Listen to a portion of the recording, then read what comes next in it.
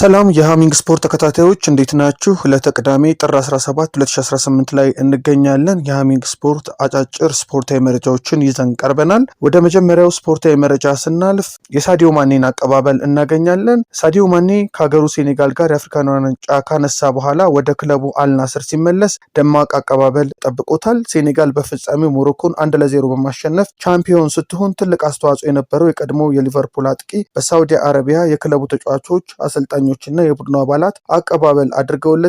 የቡድኑ አምበል ክርስቲያኖ ሮናልዶና ዋና አሰልጣኙ ሆርጌ ጄሱስን ጨምሮ የአፍሪካ ቻምፒዮኑን ኮከብ ኬክ በመቁረስ እንኳን ደስ አለ ብለውታል። ሳዲዮ ማኔ ውዝግብ በነበረበት የአፍሪካ ዋንጫ ፍጻሜ ጨዋታው እንዲቀጥል በማድረግ ትልቁን ኃላፊነት መውሰዱም ይታወሳል። ቼልሲ የ150,000 ፓውንድ ቅጣት ተላልፎበታል። ክለቡን ለቅጣት የዳረገው ደጋፊዎቹ ከስፖርታዊ ጨዋነት ያፈነገጠ ተግባር ፈጽመዋል የሚል ነው። ይኸውም ባለፈው ወር ስታንፎርድ ብሪጅ ላይ ከአስቶን ቪላ ጋር በነበራቸው ጨዋታ ከደጋፊዎች የፕላስቲክ ጠርሙስ ወደ ሜዳው ጠርዝ በመወርወሩ ነው ተብሏል። የእንግሊዝ እግር ኳስ ማህበር የአስቶን ቪላ ተጫዋቾች የ2-1 ድላቸውን በሚያከብሩበት የጨዋታ ፍጻሜ ላይ ከቼልሲ ደጋፊዎች በውሃ የተሞላ የፕላስቲክ ጠርሙስ መወርወሩን በማረጋገጤ የ150,000 ፓውንድ ቅጣት ቼልሲ ላይ አስተላልፍ ያለሁ ብሏል። ኦሎምፒክ ደ ማርሴይ ኢታን ኒዋኔሪን ማስፈረሙን ይፋ አድርጓል። እንግሊዝ የወጣት ተጫዋች እስከ ውድድር ዓመቱ መጨረሻ ከፈረንሳዩ ክለብ ጋር የሚቆይ ይሆናል። በውድድር ዓመቱ ለመድፈኞቹ 12 ጨዋታዎችን ብቻ ያደረገው የ18 ዓመቱ ኒዋኔሪ በማርሴይ ብዙ የመጫወት እድል ያገኛል ተብሏል። ከዚሁ ከኦሊምፒክ ደ ማርሴይ ዜና ሳንወጣ የፈረንሳዩ ክለብ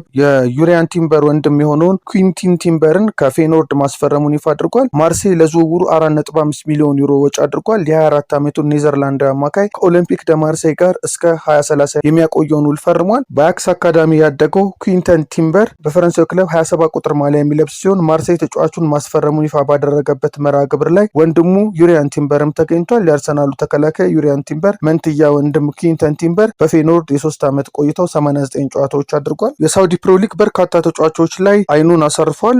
ማርቲኔሊ፣ ፈርናንዴስ፣ ሳላን ጨምሮ ሌሎች ተጫዋቾችን እንመለከታለን። ባለፉት 2 እና 3 ዓመታት በሚያወጣው ረብጣ ገንዘብ የአውሮፓ ከዋክብትን ወደ ራሱ ሊግ በመውሰድ ብዙዎቹን የወሰደው ፕሮ ሊጉ ስም ያላቸው ተጫዋቾች የማስፈረም ፍላጎት እንዳለ ይፋ አድርጓል። ሊጉ በመጪው ክረምት ከሚካሄደው የ2026 ዓለም ዋንጫ ማጠናቀቂያ ላይ በአውሮፓ ታላላቅ ሊጎች የሚገኙ እስከ 50 የሚደርሱ ተጫዋቾችን የማስፈረም እቅድ አለው። ብሩኖ ፈርናንዴዝ፣ አሊላል እና አሊታድን ጨምሮ ሌሎች ክለቦች ፖርቹጋላዊውን የማንቸስተር ዩናይትድ አምበል ለማስፈረም ጥረት እያደረጉ ይገኛሉ። ምንም እንኳ ዩናይትድ ተጫዋቹን የመልቀቅ ፍላጎት ባይኖረውም የሚቀርብለት የገንዘብ መጠን ሀሳቡን ሊያስቀይረው እንደሚችል ተገምቷል። ሌላኛው ተጫዋች የአርሰናሉ ጋብርኤል ማርቲኔሊ ነው። ብራዚላዊ ማርቲኔሊ በአልናስር እይታ ውስጥ ከገባ ቆይቷል። ከዚህ የውድድር ዓመት በኋላ ከአርሰናል ጋር ላይቆይ የሚችልበት እድል ሰፊ የሆነው ማርቲኔሊ ምናልባትም ከዓለም ዋንጫው በኋላ ውሳኔውን እንደሚያሳውቅ ይጠበቃል። ሌላኛው ተጫዋች ካስሜሮ ነው። ከማንቸስተር ዩናይትድ ጋር እንደሚለያይ በይፋ ያረጋገጠው ብራዚላዊ አማካይ ቀጣይ መዳረሻው የሳውዲ ፕሮ ሊግ የመሆን እድሉ ሰፊ ነው። ሙሐመድ ሳላህ፣ ቪኒሲየስ ጁኒየር፣ ሮበርት ሌቫንዶቭስኪ፣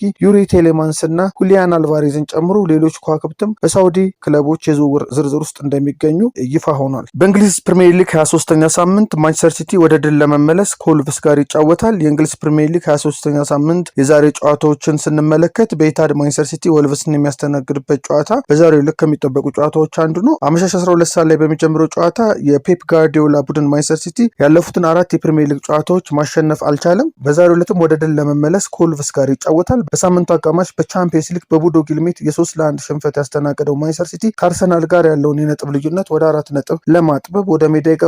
ወልቭስ በውድድር ዓመቱ የመጀመሪያውን ድል ዌስትሃም ላይ ያሰካ ሲሆን ከኒውካስል ጋር አቻ ተለያይቶ ኢታድ ላይ ሲቲን እንደሚፈትን ይጠበቃል። በጨዋታው ሮበን ዲያስ፣ ጆስኮፍ ግቫርዲዮል፣ ሳቪኒዮ፣ ጆን ስቶንስ እና ኦስካር ቦብ ለሲቲ በጉዳት የማይሰለፉ ተጫዋቾች ናቸው። አዲሱ ፈራሚ ማርክ ጌሂ የመጀመሪያ ጨዋታውን እንደሚያደርግ ይጠበቃል። በሌላ ጨዋታ ሊቨርፑል ከተከታታያቸው ውጤት ወደ ድል ለመመለስ ከቦርንማውዝ ይገናኛል። የአርነ ስሎት ቡድን ያለፉትን 4 ተከታታይ ሊግ ጨዋታዎች ማሸነፍ ያልቻለ ሲሆን ሙሉ 3 ነጥብ ለማግኘት ምሽት 2 ሰዓት ተኩል ከቦርንማውዝ ይጫወታል። በሳምንቱ አጋማሽ በቻምፒየንስ ሊጉ ማርሴይን አሸንፎ የመጣው የመርሲሳይዱ ክለብ ደረጃውን ለማስጠበቅ ወደ ሜዳ በሚገባበት ጨዋታ ሙሐመድ ሳላህን ከአፍሪካ ዋንጫ መልስ ያገኛል። በሌላ ጨዋታ ካለፉት 8 የሊግ ጨዋታዎች አንዱን ብቻ ያሸነፈው የቶማስ ፍራንኮ ቶትናም ወደ ተርፍ ሙር አቅንቶ ከበርንሌ ምሽት 12 ሰዓት ላይ ይጫወታል። የስኮት ፓርከሩ በርንሌ ከሊቨርፑል ጋር በአንፊልድ አቻ ተለያይቶ የመጣ ሲሆን ዛሬም ለቶትናም ትልቅ ፈተና እንደሚሆን ይጠበቃል። ዌስትሃም ከሰንደርላንድ፣ ፉልሃም ከብራይተንም ዛሬ የሚደረጉ ጨዋታዎች ናቸው። የእንግሊዝ ፕሪሚየር ሊግ 23ኛ ሳምንት ጨዋታዎች በድረ ጨዋታ እንመለስባቸዋለን። ሃሚንግ ስፖርትን ሳብስክራይብ በማድረግ ተከታተሉ።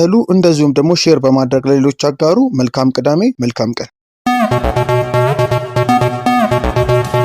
ሃሚንግ ስፖርት በሀገራዊና ዓለም አቀፍ ስፖርታዊ ጉዳዮች ላይ የሚያተኩር ዝግጅት።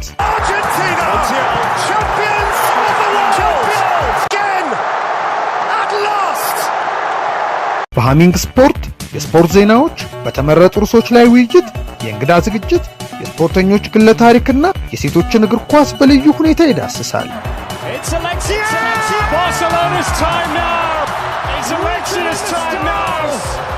ሃሚንግ ስፖርት ስፖርትን ቀዳሚ ዘይቤ በማድረግ ስኬትን በተግባር እናረጋግጥ።